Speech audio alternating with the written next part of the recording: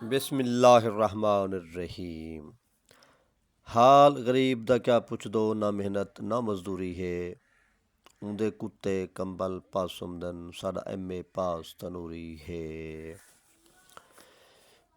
منع آمدنی میں ادارہ فلاح معاشرہ اور گورنمنٹ ووکیشنل انسٹیٹیوٹ منع آمدنی کے فخر بلوچ اور محترم جناب کلیم اللہ خان آمدنی کی مشترکہ میزبانی میں ایسے طلباء کی تقریب تقسیم اسناد ہوئی جو اپنے ٹریننگ والا کورس بچے اور بچیاں مکمل کر چکے ہیں، ہنر سیکھ چکے ہیں، انہیں سنتیں مل چکی ہیں جو تقسیم کی گئی اس موقع پر۔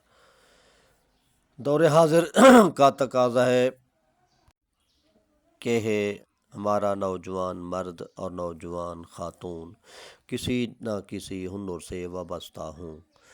آرٹس مضامین کی کشش باقی نہیں رہی، ایم فل اور پی ایچ ڈی اسکالرز بے روزگاری کا شکار ہیں۔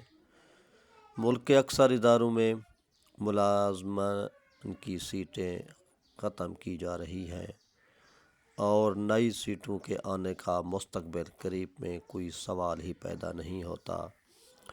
سیاسی اور معاشی ابتری کی وجہ سے بہت سے لوگ بے روزگار ہیں،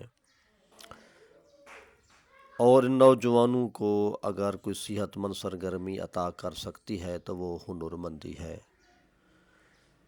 ہنر مندی والا آدمی صاحب عزت بن سکتا ہے، روزی کما سکتا ہے، اور ہمارے سامنے ہے دوسری جنگ میں تباہ ہونے والا جاپان، اوزاروں کے زور پر ساری دنیا پر چھا گیا، ان کی ایجادات مشہور زمانہ ہے۔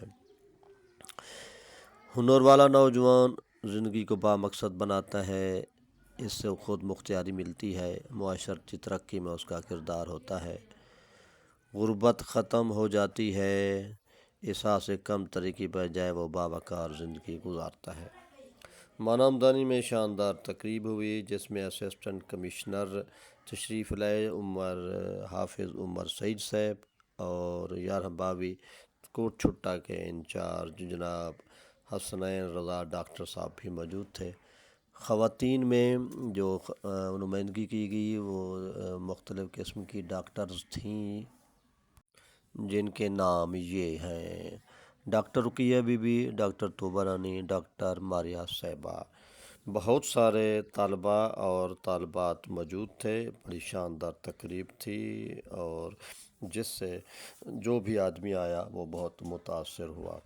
کلیم اللہ کی کارکردگی کو دیکھ کر میں یہی کہوں گا، پیار دی میں کو پیون سکھ، زخم کہندے سیون سکھ، اپنی خاطر ہر دم جینی، بیٹی خاطر جیون سکھ۔